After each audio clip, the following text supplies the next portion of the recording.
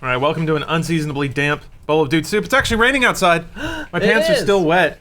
This is a red letter day in LA, let me tell you. But it's all around the waist area, Lawrence. Yeah, it is. Looks like so the only reason I'm safe is because both of my legs are wet. Typically when a guy pees, his dick is hanging one side or the other. So it just spreads down one thigh. I meant other wetness. What, vagina wetness? Yep. Ah. I haven't admitted that I have a vagina yet. That's true. Maybe That's the first step to recovery, I've found. Admitting you have a problem? Admitting you have a problem and a vagina. Recovering from being a woman? Yeah. It's a problem unto itself. So today's episode of Dude Soup is brought to you by two sponsors, the first of which is Squarespace. Enter offer code DUDESOUP at checkout to get 10% off at Squarespace. Build it beautiful. And also by Casper mattress. You can get $50 off $50 towards any mattress by going to casper.com/dudesoup and using code DUDESOUP. So thank you to both of our sponsors. We'll hear from them later. Now let's get into the news. Assassin's Creed may be taking a year off. We reported on this on the Know yesterday. Essentially, there was an unconfirmed Ubisoft employee or Assassin's Creed developer, an artist, who just exploded on 4chan, kind of saying, somebody posted I know, hey, it's whatever. The difference is this time all of this person's statements actually seem pretty legitimate and less like a 12-year-old trying to sound like a developer. But somebody just posted next Assassin's Creed, what do you think? Where do you want it to be? And the first reply, which was like 4 minutes later, was somebody saying, I work at Ubisoft, and there's not going to be one this year. But the next year's is going to be pretty sweet. Apparently they're giving it, if you believe the rumors, they're giving it a year to cool off. Oh yeah, I was going to play Assassin's Creed, but I'm going to play this other thing instead. You're going to play what instead? This other thing. Oh, Pony Island. Pony Island. Let's do that. But, okay, so I guess then people would say, like, well, they put out 2 games last year, right? And then they put out Syndicate and the other one. They did Unity and Rogue. Unity and Rogue, not Syndicate. But Syndicate came out. But they put out 2 in 1 year, right? Well, they put... one was 360 exclusive, though. I know that. But I'm saying, like... PS3 too. I'm being the kid, I'm being like the devil's advocate of like, well, then why didn't they just save one to put it out next year and, like, just give it to everyone instead of the 360 or whatever? I guess they could have done that. Like... Isn't that kind of the argument of why didn't they just save one and work on it longer and make it better? I guess, but but one would have only been last gen exclusive, right? Yes. If they saved it. I guess what I'm saying is like, well, they could have made it for all the consoles then or whatever, and made more money overall. Can I just say, good? Yeah. Good. Yes. It's too much. It is too much. I've taken 2 years off from Assassin's Creed. I played all other Assassin's Creeds with the exception of one. Oh, up to Black Flag? But yeah, all up to Black Flag, and then Unity. I was like, maybe I'll get around to it. It didn't exactly come out to glowing reviews, and then so I was like, all right, well, no rush on that one. And then play the that Vita? Was then all I had. I only had a single year to play this game where you know how long is an Assassin's Creed game? Like at least like 15 hours up to 40 hours if you want to do a lot more than that. Collect all those feathers. So I don't really have a problem. And it might get longer than that because I remember reading that they're going to maybe adopt some of the mechanics and systems of like The Witcher, maybe kind of try to stylize it more to that. That was part of the rumor, yeah. The developer said it's going to be more Witcher-like, open world, which is kind of, I feel like, a given with Assassin's Creed at this point. I think that sounds like the kind of thing you just say. Yeah. That sounds like the kind of stuff that came up in an end-of-year meeting or whatever meeting when they were trying to figure out what they want to do. They're like, let's see, what's the most popular game right now that everybody loves and nobody hates? Witcher. They say let's make it more Witcher-like. Okay, so I'm ignorant in that I've only played through Brotherhood.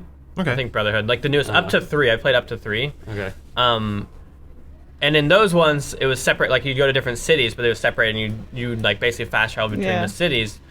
In the newer ones, do you actually like travel? Like, because I think in the first one you would ride by the horse or whatever, and like kind of get to the different places and stuff. Is there an in-between area now between like areas like?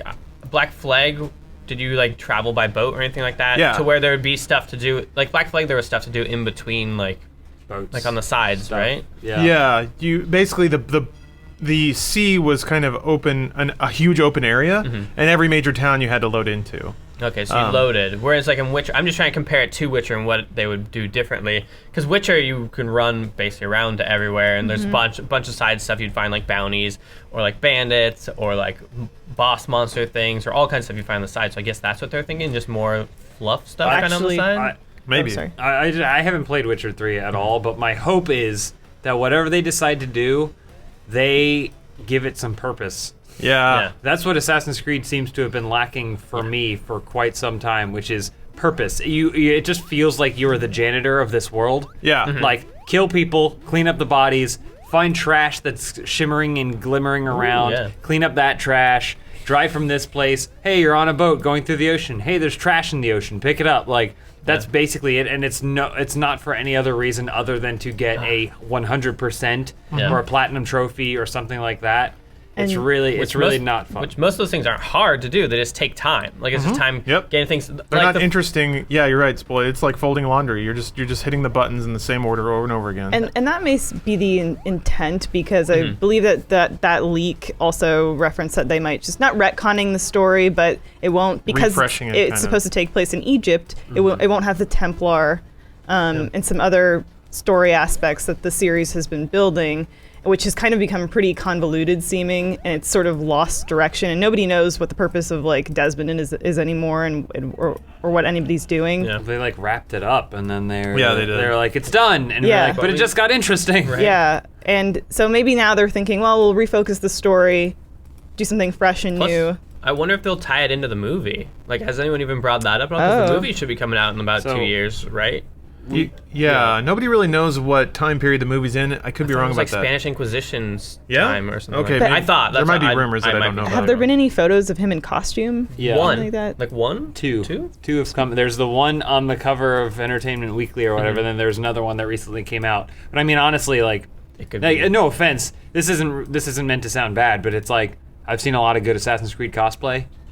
And it's kind of just like Assassin's Creed. It's not like they're like taking risks with the style or the franchise or whatever. And like, it doesn't really stand out of where they are. And I don't know that I have no idea if the movie's going to be good or bad, but it like kind of feels like Prince of Persia. Fassbender. Like, I don't know. You just want that ass bender spool. You're all about. I see it in your eyes. So I mean, Assassin's Creed is not exactly a franchise that I'm like, oh yeah, give me more of that Assassin's Creed. I need it every year. I feel like there's better justification, honestly, for a Call of Duty every single year than there is for an Assassin's Creed at this point. Yeah. And that's not necessarily a good thing. But I'm not complimenting Call of Duty. But I totally agree with you, like, going back of, like, if they can take time, like, because it's a story-based game. Like, it's a single-player, primarily single-player. I don't know if they really have multiplayer anymore. They had it for a little while. They took it out. But it's a single-player game. The longer they can take working with it, like on the story and like adding in just fluff and more fun stuff and giving you purpose to do things, the better, in my opinion. Where like when you're rushing out year by year, you put in all that extra like other fluff we were talking about, where it's like go collect this and stuff, because that's the easy thing to add in. You literally like create the mission, the side quest or whatever, and then you put like feathers all around. Like now go get those. Yeah. But like that's way easier than like giving it a purpose. And, like every feather's like a different kind of story and like. Is funny or stuff like that. Yes. So if them having more time means that they can add some stakes to the other stuff that they want to do to stretch that game out, I'm okay with that. I'm totally okay with that. What? What? Yeah, what is happening, Lawrence? Lawrence picked the weirdest game to play. What is this? What is it called? Pony Island? Yeah, Pony Island. Island. He just told the game to fuck off. Shit. Fuck off, your game sucks. They're yelling at me. But yeah, Assassin's Creed could use a little TLC. Take some time. Step away. Let's step away from itself for just a little bit. You know, has there been a game that a developer has stepped away from and then come back later and it's been worse? Psycho. I don't know. Started speaking before I heard the end of that. We don't know, but they stepped away from the Psychonauts franchise. They took some time, like 15 years. A franchise. Oh, I see. It's 10 years. I see. Did you tell anyone about your? No, don't run Pony Island. I mean, don't do it. No, because it's unsure, unconfirmed. But you have to start over. Yeah, but now it's all weird. He's running. Oh, you ponied No, I'm trying to think of a franchise. Turok, maybe. Turok 1 and Turok 2, and then they took some time off from Turok and they brought it back and they were like, but that was like a cash-in. Twisted Metal. Tomb Raider. Twisted Metal's good. Tomb Raider never really went silent though. It just had periods where nobody cared about it. But it also came back better. It did, yeah. So like I'm trying to think of an example where they were like, all right, let's walk away from this for a little while, rethink our approach, and then come back fresh. Maybe this is just a year, which in the development cycle of a video game, taking 1 year off is not really that much. Metal Gear has, I guess it was never dormant. Like there were extended breaks between games, but I'm trying to think. Probably a horror game. Maybe. Yeah. Like a Silent Hill or something. Mm-hmm. I don't know. Pac-Man? I mean, it was really popular. They kept making shitty Pac-Man games for a long time, and then they made CE and DX. Those were really good. Majora's Mask and Twilight no, it's not Princess. AAA, but yeah. Red Dead. I'm kidding. I don't know. Yeah, I can't think of one off the top of my head. There's not really a game that had a peak of popularity, dwindled, and then came back. That doesn't happen often. Usually you have to wait for like a cultural wraparound, kind of like Jurassic World or something like that. Yeah. And I guess games have been around long enough for that to happen. But then when games come back, they're not even like what they used to be anymore. It's very rare for a game, and it's also kind of owing to technology, I think. It's very rare for a game to exist and provide one kind of experience on one set of hardware, and then 20 years later to offer a shade or a twist on that experience with a completely new kind of interface and completely new kind of hardware. Yeah. With like movies and music, it's still kind of the same. You're just sitting there and watching it.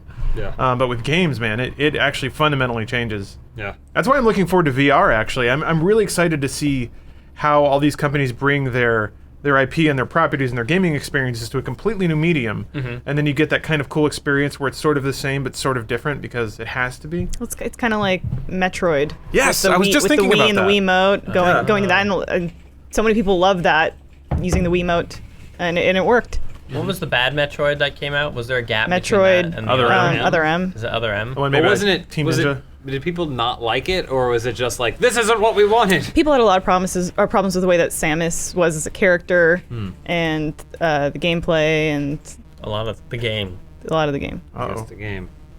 I was gonna say something. Oh, but I think if Ubisoft, because Ubisoft is producing the movie as well, right? Like I think they have their own production company now.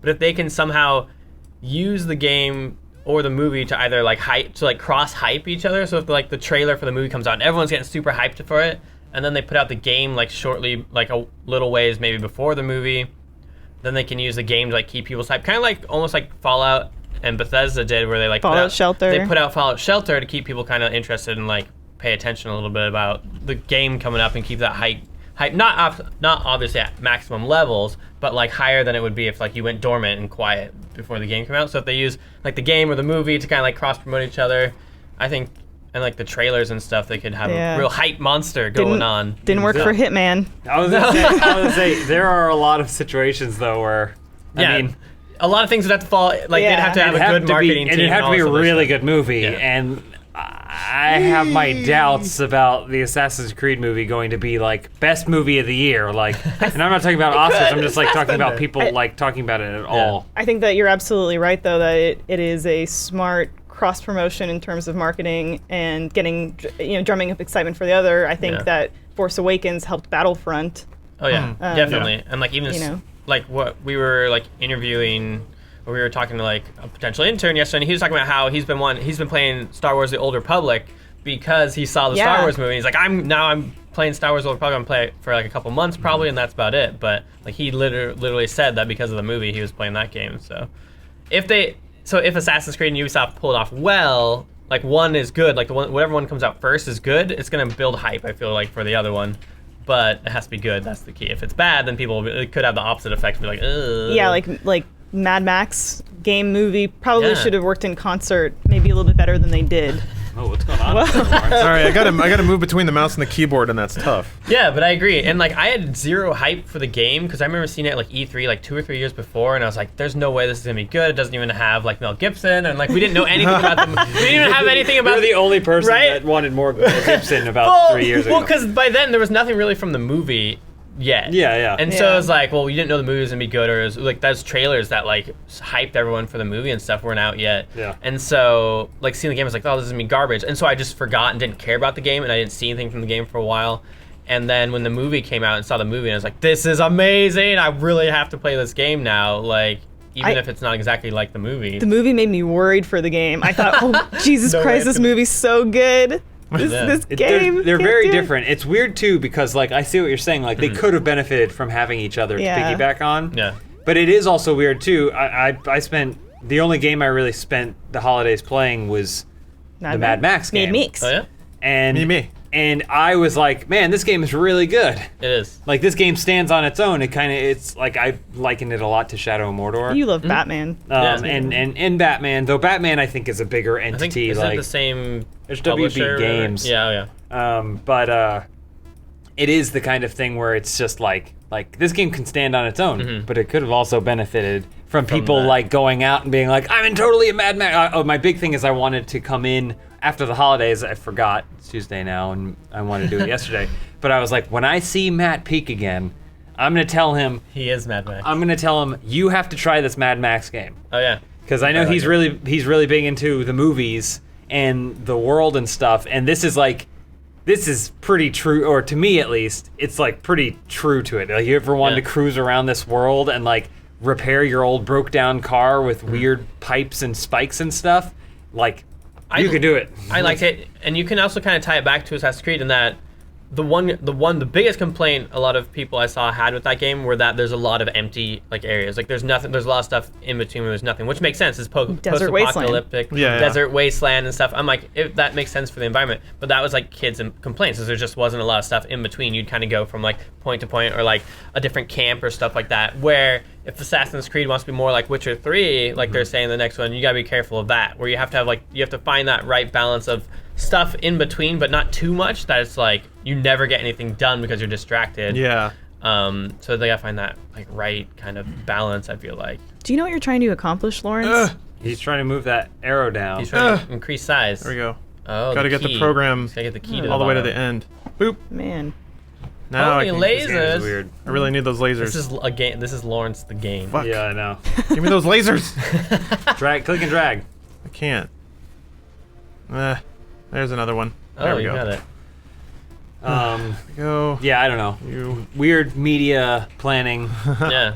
So I'm genuinely curious if they are thinking that. If they're thinking that. I don't. And so they're like, all right, so if we can take a year off of Assassin's Creed, let's do it because there's a movie coming out. Mm-hmm. This is the year. Well, And so I see that from like a top down, like at the very top at Ubisoft. Well, why Yeah, don't of you course. guys do this, and then you can work together? Yeah, or Ubisoft just has a stacked game schedule that they can have what that else is- whole. if they're releasing The Division, Far Cry Primal, What else? Ooh, yeah. I mean, there's probably. I'm trying to remember what they've got on the slate for this year. But there's and recall that like according to the report we put out yesterday, somebody did notice that Ubisoft registered Assassin's Creed Collection in December of 2015.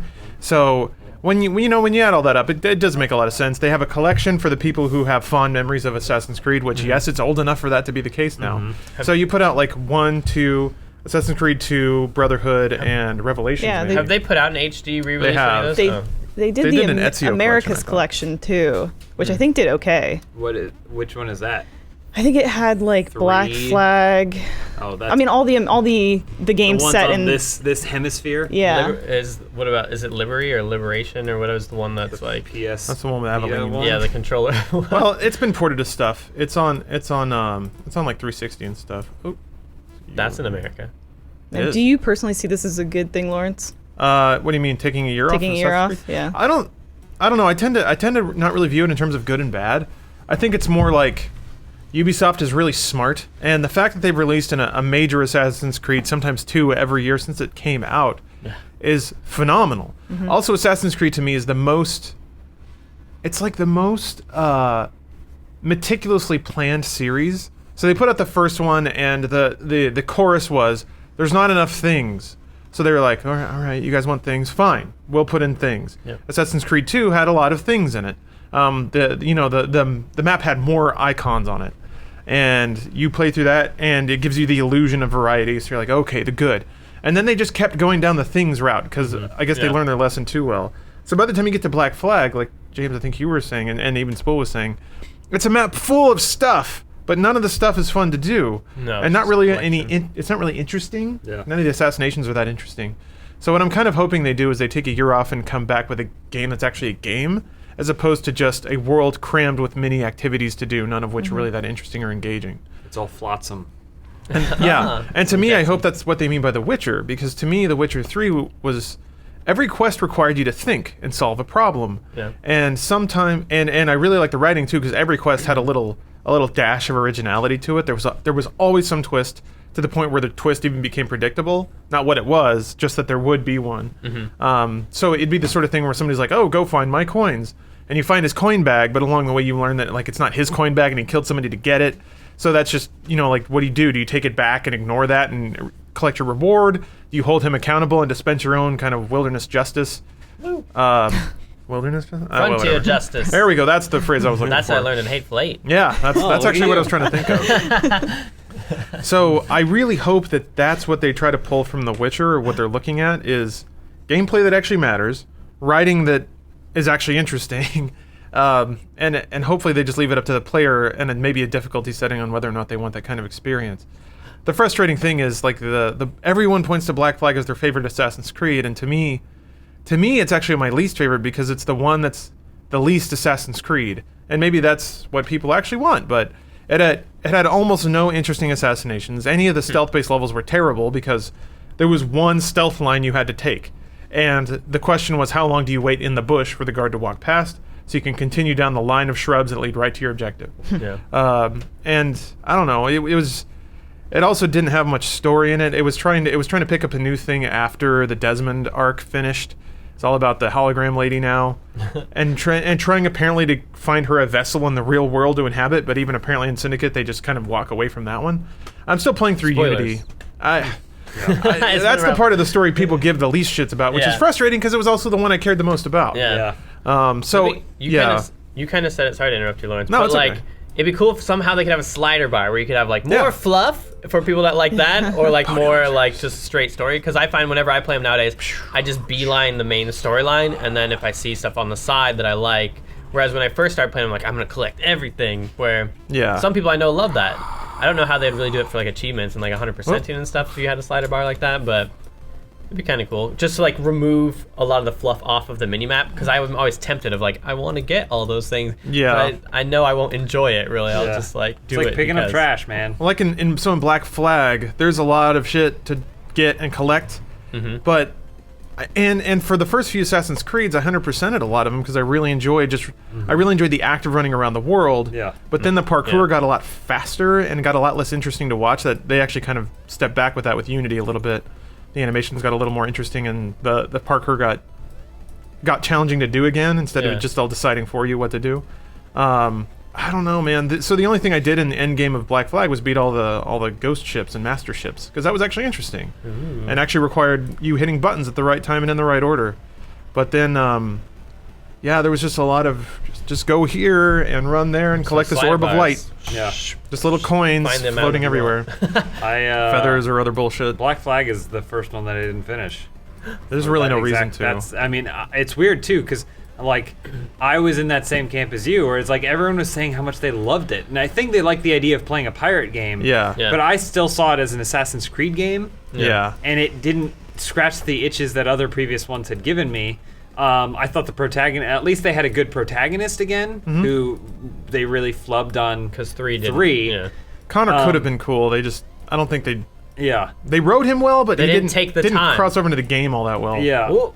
But combos. I think that it's funny because they had, like you said, they added fluff to 2, the 2 franchise, but it's different. Like it was different. It was like, hey, well, you're doing this stuff, but it's to build out your city, kind of. Like you're doing this. You're building infrastructure. Cool. That's like it's like a mini game, And I always point to Batman: Arkham Knight is a great example of having a ton of BS stuff to do, and even kind of just repetitive challenge missions. Like driving is a part of this game, so we're going to test your abilities as a driver, not through race missions, which you would think would be the conventional thing, but by chasing a flying villain through the city as he's shooting fire at you. Yes, you are basically just racing down a track, but you're trying to catch him so that way you can fight him, so you can ultimately defeat him after doing it like 4 or 5 times.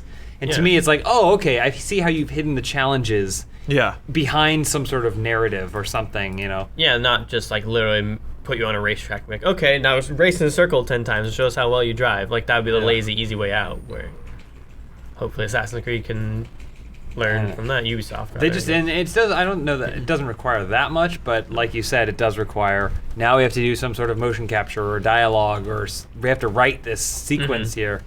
So, I don't know. I think it'll be a good thing. I am excited again. I heard good things about Syndicate, and I was like, maybe I'll get around to playing it eventually. But I said the same thing about Unity and never did.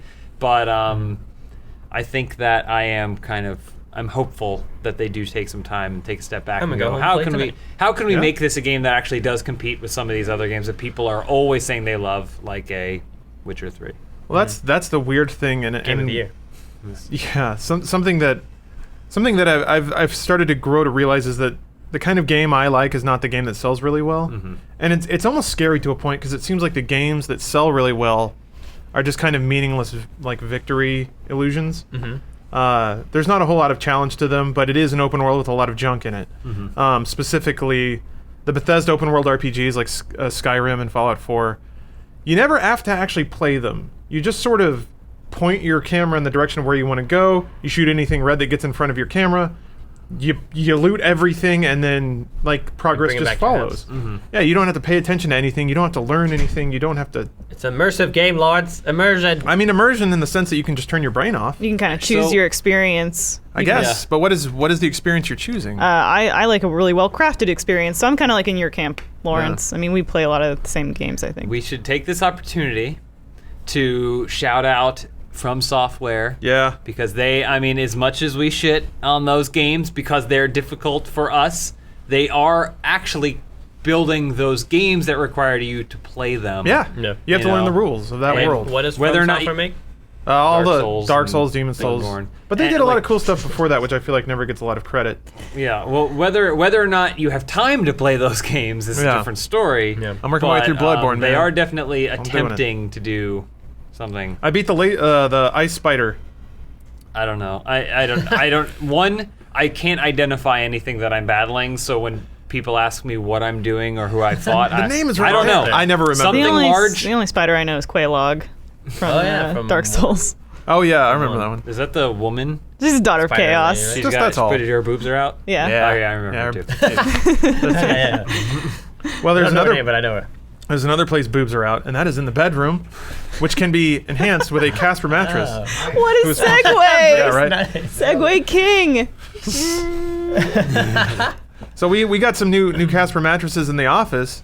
Bruce or Joel, if you have time, why don't you come over and share your experience? Well, take your time, Joel. Tell me how the two comfy technologies, latex and memory foam, have combined to give you an amazing sleeping experience. Well, I'll tell you something, Lawrence. All right. You know, I got a new bed a couple years ago, and I went to this is a true story. I went to a mattress store that was going out of business. And I was like, you know what? I like the mattresses are cheap. They're cheap. I'm gonna get a mattress. And I bought like a mattress on discount at a mattress store, never, slept with it. And I had it for 2 years. And after about like 8 months, it started driving my back crazy. It's one of the reasons I use a standing desk here at the office. Uh-oh. Standing man. And I was out of the office the last time Casper volunteered so graciously to sponsor our podcast, and Lawrence got the mattress, and I was really jealous because I've been wanting a new mattress for a long time. I have to do the reads, Joel. Lawrence. I gotta do the reads, Joel. What are you talking? Well, I don't care. I'm here. My back hurts. So I wanted to get a mattress. I finally got a mattress, and let me tell you, I've been sleeping real nice. I've been sleeping so nice. My back doesn't hurt. It's supportive for me, and yet comfortable enough for the lady in my life. Oh. Also me. Does that mean you can go back to getting a normal human desk? No. Oh. I still like standing because it makes Do you you feel want superior. a mattress desk where you just lay and then maybe shit, that's like a good on your idea. back and you just type? The moment that Casper makes a mattress desk, I'll buy it. But How was that, Lawrence? that's great. That's All great, right, Joel. Nice work, Joel. And here's some more Always good so. news. Casper has a risk-free trial and return policy. They'll deliver straight to you, and you can try for 100 days, and if you're not happy, they'll pick it back up, free charge. So if you are hesitant about your mattress, you can have 100 days to try it out, give it a little test run. So that's the price point is $500 for a twin and $950 for a king mattress, and that's actually pretty good. For a new mattress. This is one of those adult things you learn about how much mattresses cost and like tires. Shit costs a lot of money. It's stupid. And now you can get $50. We're not that generous. Towards any mattress by going to casper.com/dudesoup and using code dudesoup. So please try an elegant mattress today. Be a grown up. This is man. You can enjoy adulthood. You just have to treat yourself right. Treat yourself with artisan mattresses. So thank you for your sponsorship, Casper. So talking about his back hurting made my back sore. Yeah, Joel, thanks. Man, talking about how VR might change shit. A VR Assassin's Creed would just be amazing. Because one of the things I love about that series... Killing people in first person? Well, not killing, really. Exploring the world? Yes, that's exactly it. Those games are kind of just digital tourism for me. And also, I really enjoy the historical aspect in the sense that I read almost every like database entry that they throw in there. It's just so interesting to get that dose along with a game that's kind of educational. Man, but could you imagine... any historical place you go to with the detail that they recreate all the historical buildings, just being able to walk around and look at them, climb on them, like look out over an amazing city. Ugh. Yeah. You wouldn't even need to travel anymore. You just buy Assassin's Creed once a year. But yeah, that's the idea, right? Isn't that kind of why Facebook bought Oculus and stuff, is so that they can like make all these cool experiences and like make you travel kind of around the world and like all kinds of. I'm sure they have all. That's why they bought them, not money. That's the only reason though. They're like, people want to go see the Leaning Tower of Pisa. Let's give them that. They just have to pay us. You want to see the power of pizza? You want to pay a pizza? That's good. They can add. Just think they could add like billboards with ads, and they can have their ads all baked into the experience and stuff. You want to see that pizza power? Zuckerberg says, "I've been to pizza. I'll show you the pizza. I'll show you the pizza. I'll show you that pizza. Have a slice." That's what Zuckerberg says. He says, "Have a slice from the Have Zuck." a slice on me. Yeah, me, the Zuck. That's what he says. You want that pizza? Lawrence, did you see there's a new VR MMO that just popped up on Steam? No. What's the name it's of called Paradise Island. That sounds like my... I saw it yesterday. It's like $4 for the game, so you know it's gonna be great. Oh, ha! But Gotcha. I think we should try and get our HTC Vive or whatever working and see what Paradise Island's all about. It's gonna be fucking. That's all people are gonna be doing. Just VR fucking. Can you imagine Second Life VR? Oh, yes, God. I already am. Oh God, I have been. Working around the clock trying to make it. I'm there. Make it real. I'm there. I'm in it. Well, speaking of VR, Lawrence, you got to watch Moonbeam City. I do. Yeah, episode 9. I watched the first 3 episodes and I was like, Episode 9, man. Okay, I'll skip to it. Stick it out. Yeah, There's no continuity. I guess I could just do that. So Oculus Rift pre-orders are going live tomorrow or today, depending on when you're listening to this. Did you get your dev kit 1? You had a dev kit 1. Yeah, because you get a free That's only retail for the version Kickstarter. if you did the Kickstarter. I didn't. Yeah. I just bought one. Sucker. You stupid, boring, normal person. You'll get consumer. there. We'll hook you in, and you'll never leave someday. Yeah, that'll be Spiders great. growing out of your beard. Can't wait. with his jerk off attachment or whatever Yes. that you imagined. That's just been unclean. Her name's Marjorie. Yeah. Draws a little face on it. So you were saying? Oh, just it's here. It's happening. There's But this is for the full retail release, right? Yeah. Not a on the dev kit. 6th. Pre-orders for the retail. Yeah. There are no. January. There are no. Oh wait, shit. It has to be a left arrow. I held off getting, like, I almost got the dev kit 2 and like, oh, it's HD now and it's so much better than dev kit 1. I was like, I really want this, but there's not a lot of games and stuff for it yet. Just hold off, Sean. Wait for the retail. It'll be better than the dev kit 2. So I've been waiting for it. I might actually pre-order it, Lawrence. I might do it. You're going to go in a virtual world with Lawrence? We'll be virtual buddies. Not with Lawrence. I'll be like, I pretend I don't know Lawrence. Virtual bros. Sean Hey, Spool made it. snubs Hey, Spool. Lawrence In the virtual reality. Hey, man. Hey, over here. Spool. Fuck, I did it. Oh, I fucked it up. Oh, shit. No, yeah, I'd love to play VR with Lawrence on Paradise Island. I imagine Sean building this whole persona for himself in a VR world. He's Shane now. Yeah. Shane. And Lawrence is like, "Hey, Sean," and Sean's like, "I'm Shane now." And then everyone's like, "What's up, Shane? Great, great job at the party last night, Shane. Shane Cool. Great job at the party. Shane Cool. Man. I want to be Shane's friend. God, could you imagine though? So they have we're getting there to where this ridiculous shit can happen, where like somebody can steal someone's identity in virtual reality, steal someone's persona. So that's crooked eyes. They make a VR avatar with crooked eyes.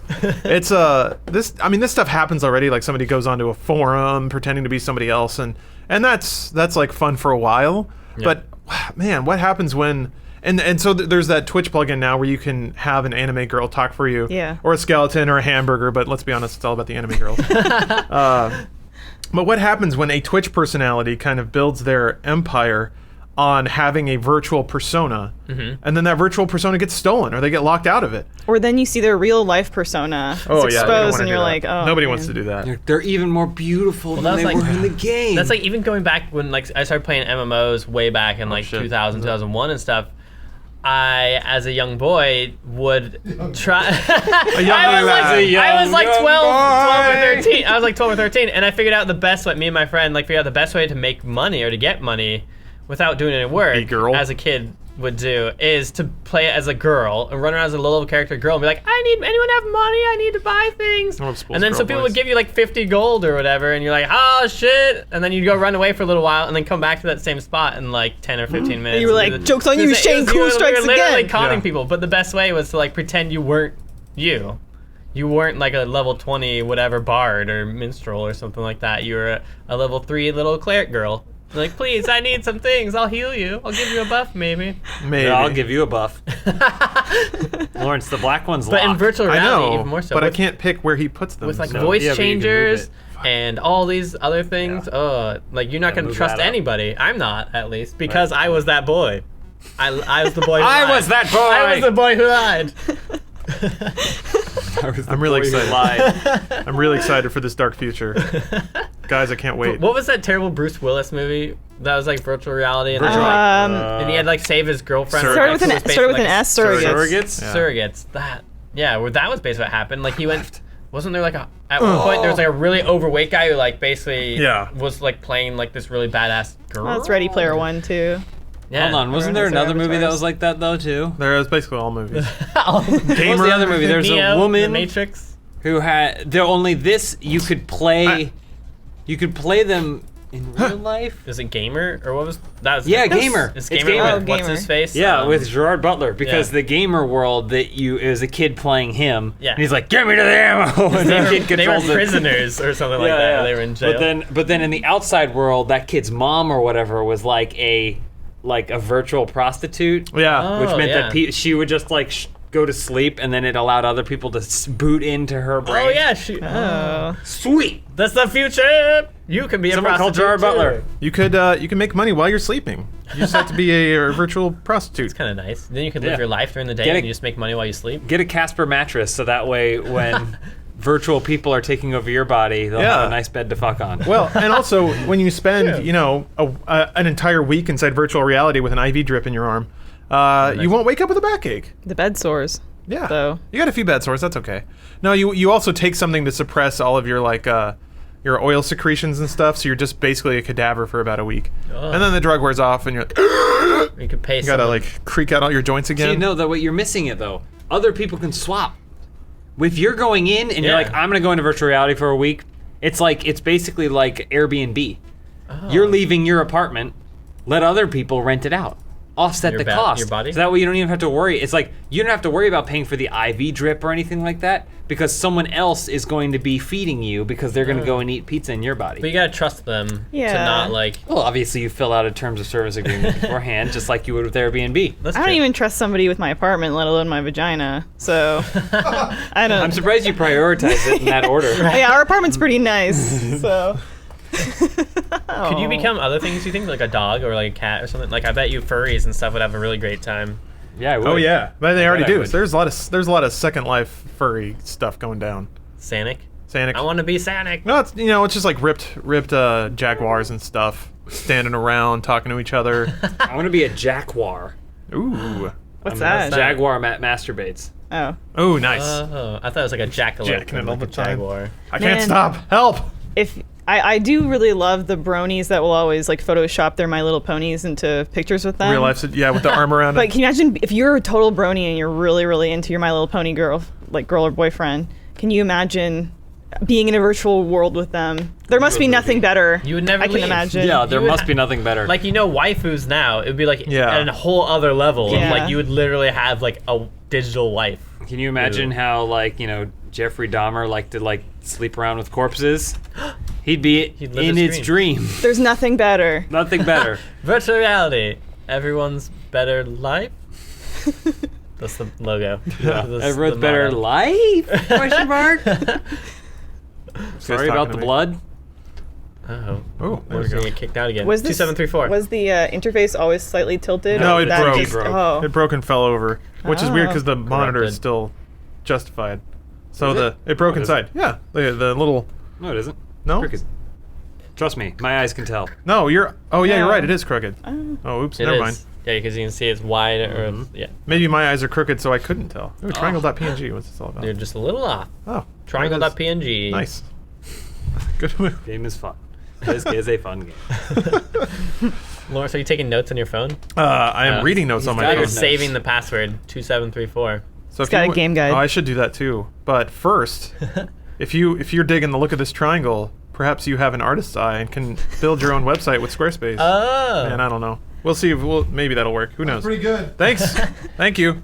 So Squarespace is if you're unfamiliar, is a platform that offers website creation tools, and it's actually pretty easy. It's all drag and drop.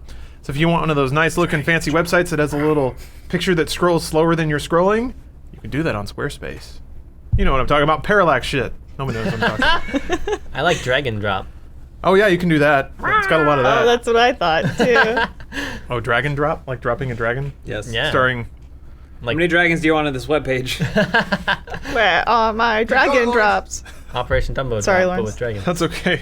Squarespace's tools allow you to design professionally looking sites, regardless of skill level. No coding required. They have easy-to-use tools, and you get a free domain if you sign up for a year. So you can get, I don't know. I got big booty lovers already, so don't go looking for that one. Sometimes at night, when I've had a bit to drink, I go and start registering domains just So in case every I need night? them. Do you do anything with You them? do this every night? No, I don't have enough money to do it every You night. ever put like a GIF up there or something? I should. You're right. Fuck. You should. A big booty at least. So No. someone's like, I need a big booty right now. Bigbootylovers.com, you got me. Yeah, and then they think just go to small. an empty web page. They'd be so let down. This guy doesn't love big booties. It's all a lie. Is it so when you're looking for certain kinds of pornography, you just type www I dot find- and then guess what URL. you're looking for I .com? find like fan pages because yeah. they have similar interests. Yesterday in our Twitch chat, people were talking about their masturbation experiences. Oh, boy. Like the weirdest thing they've ever, and someone said that they were masturbating once, and then I guess they had a snafu with the Windows and accidentally went to your Twitch stream. Oh, yeah. And they were like, Finished? Yep. Oh, instantly. It was just at the beginning too, and then they just stayed there. Undertale! Goaty! So if you want people to masturbate to what you do on the internet, you should go to squarespace.com and make your own big booty website. Or hey, just rehost my Twitch stream or whatever. You can start your free trial today at squarespace.com/dudesoup. And when you decide to sign up for Squarespace, make sure to use our offer code DUDESOUP to get 10% off your Squarespace.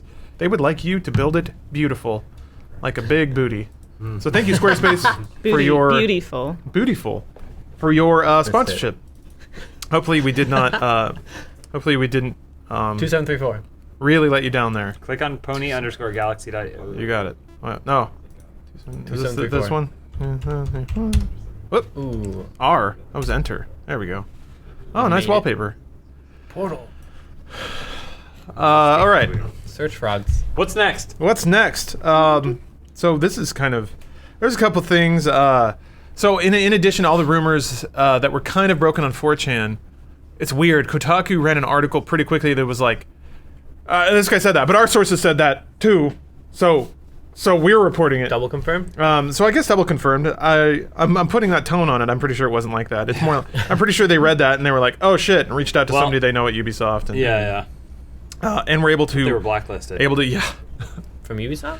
No, Another one. Just yeah, they were Bethesda. blacklisted from Ubisoft. You're right. Sure. Ubisoft It was and Ubisoft and Bethesda? Bethesda. Yeah. Which is amazing because like this is why Kotaku, you don't get to do both. Anyway, but they also said that their sources told them that Watch Dogs 2 is currently in development and will be in San Francisco, Oh. Where was it before? Chicago. Oh. I never played it. it's all I right. played a little bit of it. I think it kind of fell victim to the Ubisoft steez of just needing to salt the earth with stuff. Yeah. So there's a lot of stuff. The thing I'll give Watch Dogs is it's more Assassin's Creed 1 in the sense that the stuff that's there is actually challenging and interesting. Okay. The hacking stuff maybe not so much. At its best, it's okay. But Yeah. most of the time, it is just a series of cameras to get you exactly to what you need to hack. That was kind of my complaint. I only played it for maybe like an hour or two with Kale way back when we worked at the other company. Oh, yeah. I played it with Kale a bunch of stuff, and he was like, "Oh, I'll play this game. It's pretty fun." But I was playing around, and the hacking was a big letdown to me, and that was like the big hype up. I felt like in the first place, you'll be able to hack all these things, do all this stuff, and it was basically like you hack to a camera and you can look at it, or like a little like drone thing, or you could hack like we did a lot of driving and you'd hack like the traffic lights so they'd switch in your favor, or you'd hack it so like these little like barricade things would pop up in the road, so if cops were chasing you, you'd like block them, or you'd hack the bridge so it would be going up and stuff. And I was like, that's cool, but I want to be hacking like Terminator robots or all like me personally, I like want to hack all these cool things and be able to do stuff, go to an ATM and get all the money out of it and stuff. And I didn't feel like I got that experience, but like I said, I only played it for a couple hours.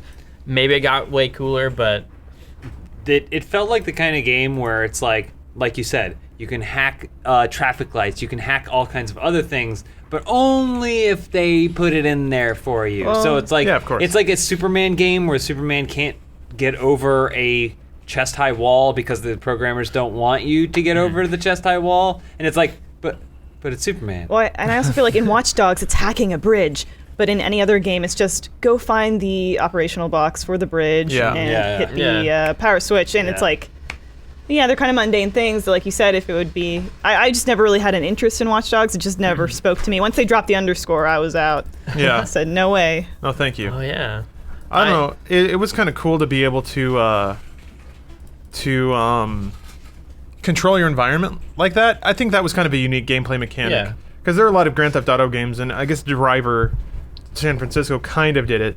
But it was neat to be able to drive around and also control bridges and control lights and blow up cars just by tapping a button. It really was like having a superpower, which I thought was kind of neat. And plus, the commentary in the game I thought was cool. It's kind of the first, as far as I can tell, Aiden Pierce is the first character whose superpower is having a cell phone. Yeah. Right. And also I also like the narrative. There was never an attempt to make Aiden Pierce a good character. And that's He's something neutral. that... Oh, he's not even neutral. He's just a shithead. He's a total asshole. He ruins everyone's life around him, and he acts very selfishly all the time. And the game kind of makes commentary on that, but mostly you're just playing from his perspective. And it's interesting to me because that and Edward and Black Flag kind of had a turnaround, but not really. There were and not like playing Big Boss in Metal Gear Solid 5. You're objectively the bad guy in a lot of games now, and nobody even seems to notice or care or really comment on it, which I thought was kind of interesting. Nobody picked up on that in Watch Dogs. Yeah. You're the villain, really. You're just a really shitty person. Just like in GTA. But GTA at least acknowledges it because it's called Grand Theft Auto. See, and that's a more interesting perspective because as somebody that didn't really touch Watch Dogs, I just kind of thought that Aiden Pierce is a kind of a bland character. Yeah. The way you describe him, that's kind of an interesting take on a character.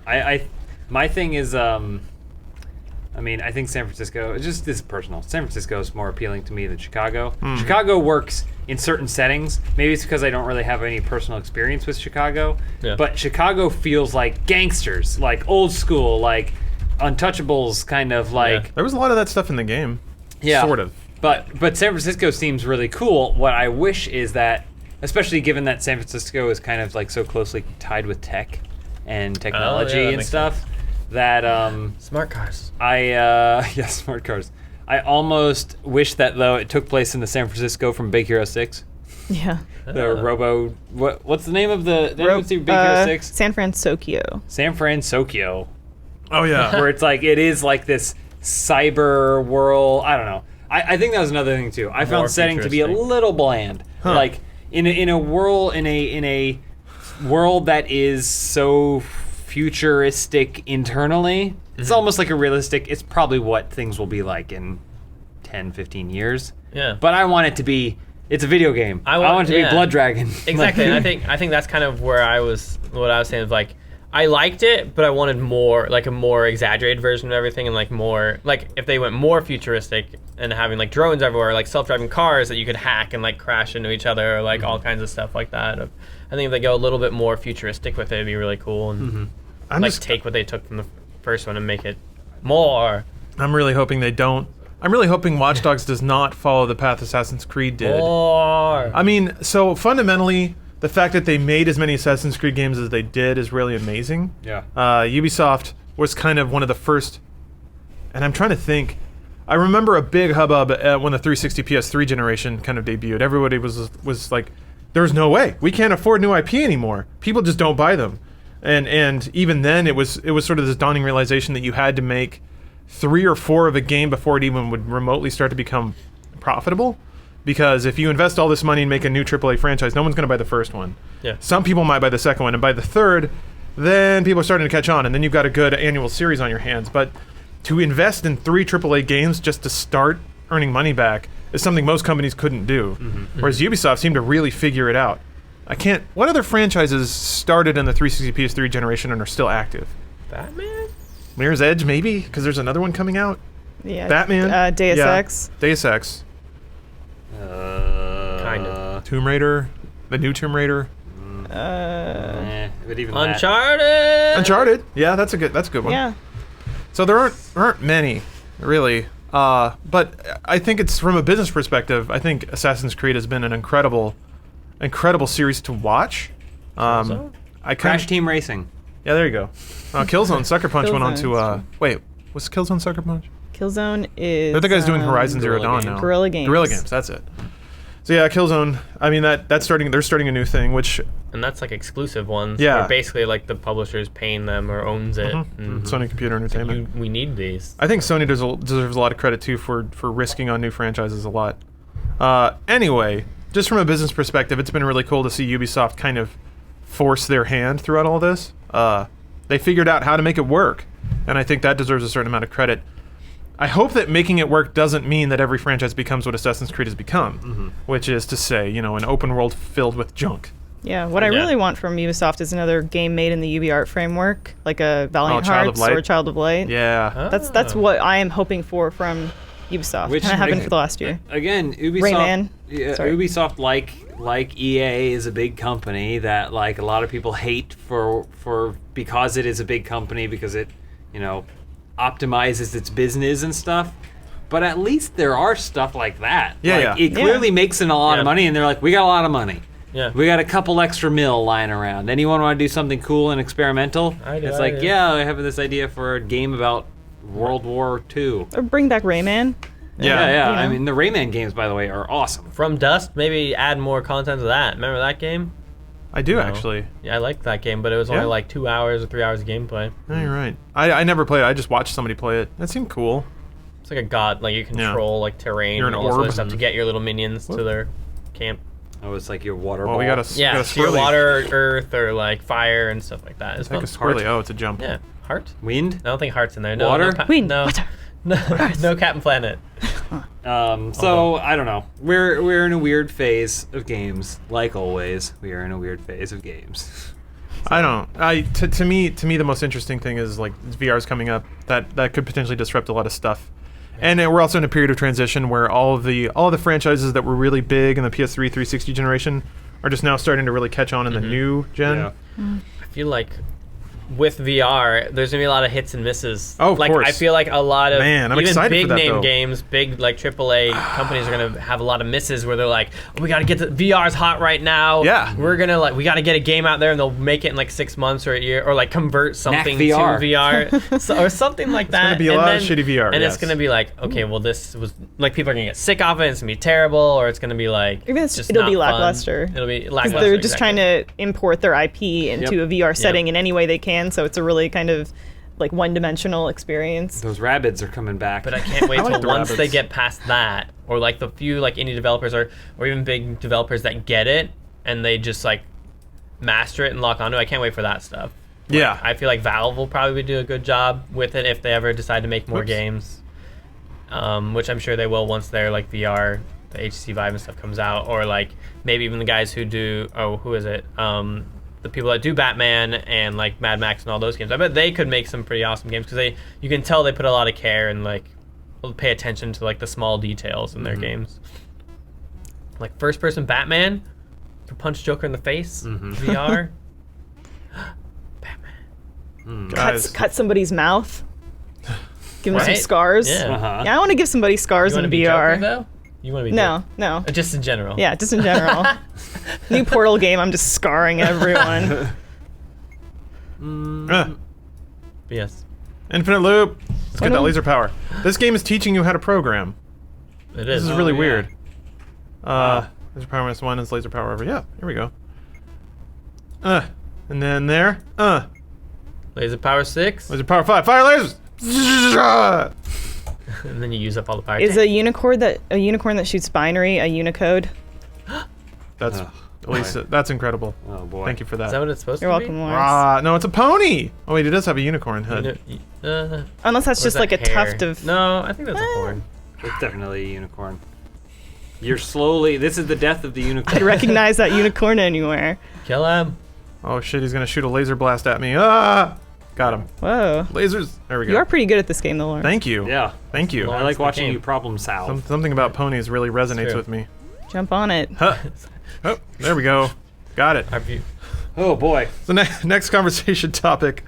I guess this is a quickie. We got maybe about 10 minutes left, but MLG has been fully acquired by Activision. Oh yeah. Who saw this coming? I figured they'd be acquired a long time before this. Them, but I knew they were going down. Yeah, it's one of those things where it's like it's weird, and this is a perspective that maybe we're exclusive to. Water. But something happened to the water when you shot it with your laser beams. Yeah. Oh. But maybe we are only privy to, but maybe not. But you see these companies and they're growing really, really fast, and everyone's talking about them. But you're like, I'm still not sure what they're doing. How are they making money? What is the plan there? And I think for us at least, like our perspective with MLG was we were all like collectively like, what's going on over? Like, what are they doing? I mean, exactly. They've been around for a long time. Yeah, they have. Yeah. I don't think they were ever profitable. And I remember back when I did a lot of esports reporting, I went to a lot of MLG events, and every time I would try and get some kind of indication of financial health out of the company. Yeah. And Sundance, the then CEO, was always very CEO-ish in his way of never saying anything remotely close to, yeah, we earn money. Yeah. The business model used to be, or rather, as I could assume it was, MLG would throw a live event, and then they would get sponsors to come. It's almost like an expo. They would have booth space. And then they would sell sponsorships on the stage and on the stream. Yeah. And then they built their own streaming platform, MLG.TV, and the idea was they would sell advertisements there. So I guess fundamentally it was meant to be all ad run. Yeah. I think the thing a lot of people don't understand is that MLG had to pay licensing fees to run tournaments for most of those games. Yeah. For like Call of Duty and like Yeah. StarCraft and all those. Yeah.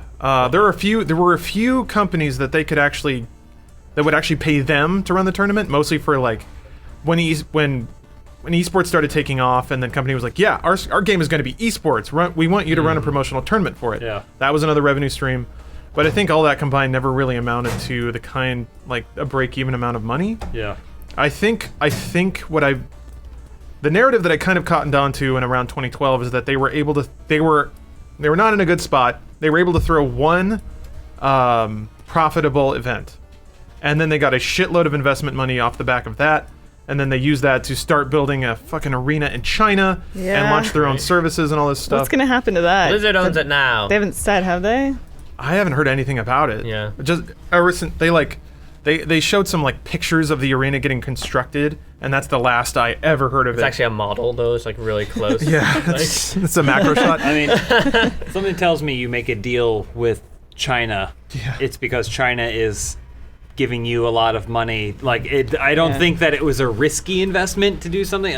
This is my mild understanding of the geopolitical landscape, especially in China. But like, China is probably like, do it here, and it like will ensure that it doesn't cost you anything. Like a no risk type situation. Yeah, I was just curious if Activision has kind of said if they have what intent they have for that.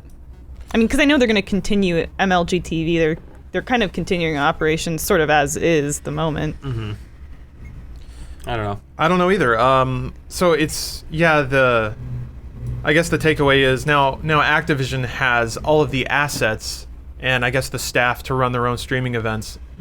I don't know why they would purchase instead of just contract that stuff every time. Maybe they see a lot of future there and they just want to have it in house. I think so, because in October they made a big deal of announcing their own new esports division within Activision. Yeah, you're Activision right. operated. So I think acquiring all that infrastructure is really, really smart for them to do. Yeah. And I think for MLG, that's maybe floundering and has to buy those licenses. that they can't afford to do, whereas Activision owns all those licenses. Yeah. And just getting that infrastructure is really smart. It pays off for MLG if they're going to go bankrupt. And for this, instead of the staff getting laid off, it looks like they're all going over. I know even you said Sundance DiGiovanni or whatever his name is stepped down as CEO, but he's still moving. Stepped? I'm not sure. Or pushed. Or shoved. Yeah. Well, so the CFO We don't like of your MLG name. is now the CEO. Yeah. So it's not like they sacked the entire executive staff. No. But it does seem like Sundance, you had a decade plus and a lot of money to make this a profitable thing, and you never did. Yeah. But that isn't to say he probably didn't profit. And and it may have been calculated too. There are companies that work that way. They just they get capital and they spend it to give the illusion of. Isn't it the guy growth. like the guy who's like the senior vice president of Activision's esports or whatever division or whatever was like one of the co-founders of MLG and stuff? Isn't that were you saying? Oh. that? Yeah, At least- Sepso and Sundance co-founded it, so it's reuniting them. Yeah. To me, so here's how I kind of think about it is I sort of think of it and you might disagree with me completely, but in terms of like the editorial aspect of the games industry, where it used to be that publishers, developers really needed news outlets to promote their material. Yeah. Send trailer. You're going to debut this trailer for us. Yeah. Now they have all their own infrastructure with YouTube, and they can do that. And Twitter And a company like Activision, Blizzard, they can host their own esports events. They can build their own internal production I've been for wondering that. why they didn't for so long. Too. Well, it's weird. Yeah, Riot did that, which I think they kind of set the standard for a lot of esports stuff and how to do it because they own it all. Yeah. They run the LCS. They administrate the LCS. They produce all of their live events, so they don't have to like. I don't Rely, know. yeah. They don't have the to money outsource. to. Yeah, it's not a freedom that any game developer has, but Riot had shitloads of free-to-play MOBA cash. when you get to that size and have that amount of income come in, like Blizzard and Activision had, especially in the past when WoW was like on top and StarCraft just came out or StarCraft 2 just came out and all that stuff. They had all that money. It's like, why not go invest in your own? Yeah. BlizzCon is huge Yeah, BlizzCon's huge on its and own. growing. But I think, at least what you said is really interesting. Almost all big publishers now are creating their own event production staff. Yeah. Whether it's recording media or like Disney does with Toy Box TV and stuff like that. It's almost becoming a necessity, or rather, it is a necessity in this decade to have your own media outlet, which is it's interesting because I feel like that further drives away what traditional games editorial used to be. Yeah. If game outlets can produce their own stuff, and to a degree they always were, there was always official Xbox Magazine and Nintendo Power and stuff like that. And I feel like that's just modernizing now to video, where theoretically they hire believable personalities to execute media with strategy for them and to promote their stuff. So. Well, now, like, you could argue also that it's like, now it's totally biased. You're not getting like that neutral kind of like third party, like neutral kind of person that's giving you information. Now it's like literally coming from the horse's mouth and just like shape it, control it. They can however you control want. and shape it, which obviously from a publisher, developer standpoint, you want that. Like as a marketing team, you want to be able to like say what you want to say and not have people give any kind of inkling of bad news, obviously, because you want to hype your stuff. And if you control all that, that's like the best from a marketing point of view. Where and theoretically, that's even better for the audience too, because then there's no question about what's purchased and what's paid for, and what's authentic and what's not. Yeah, that's true. But I think it's time for us to authentically end the podcast. Boom. We real talked to you real hard this time. We ponied you. I need to go take a nap. I want to beat on this my- level. Yeah, I'll though. go I'm exhausted. You made On excellent a Casper progress in this mattress. game that doesn't make any sense to me, Lawrence. Thank you. I want to finish it now. Funny, watching you do this, I was like, if we had done this in a gameplay, how long ago would we have? If I done this Like, was not, like, this is a $4.99 game. I was like, screw I can do it this. in $1 1 hour, and you Screw would last this. like 10 seconds. Yeah. We gotta talk to an intern. We got to talk to an intern. All right. Follow me at Shane Cool. I'll be there. ShaneCool.vr I forgot. Bye, everybody. Bye. Ooh, hero token. Come on, get it. I still haven't fucking played as a hero. Oh, you just got one. Oh yeah. Shoot. Woo! No one three picks heroes. Woo! I have yet to do this, by the way, in the game. I've yet to do it. Awesome. Have fun. Play as the Have fun claymation. looking. Well, why don't you just style. crawl underneath the sandcrawler? Because I don't know where they are. You All saw! right, guys. Because, you know why? Because I'm running to the objective, not hiding under a sandcrawler. They never put them on the way to the objective. Hey Lawrence, you let the audio listeners know that we're playing Halo. We're playing Battlefront. Yeah, we're playing Halo 5. and Luke Skywalker. Hey everybody, I'm very happy to say that our movie Lazer Team is headed to theaters this January. So head over to lazerteamthemovie.com to see if it's playing in your city. If it is, buy a ticket. And if it's not, we've given you the ability to set up a screening in your town through a partnership with Tug. For more details on that, go to lazerteamthemovie.com. Thanks, gorgeous.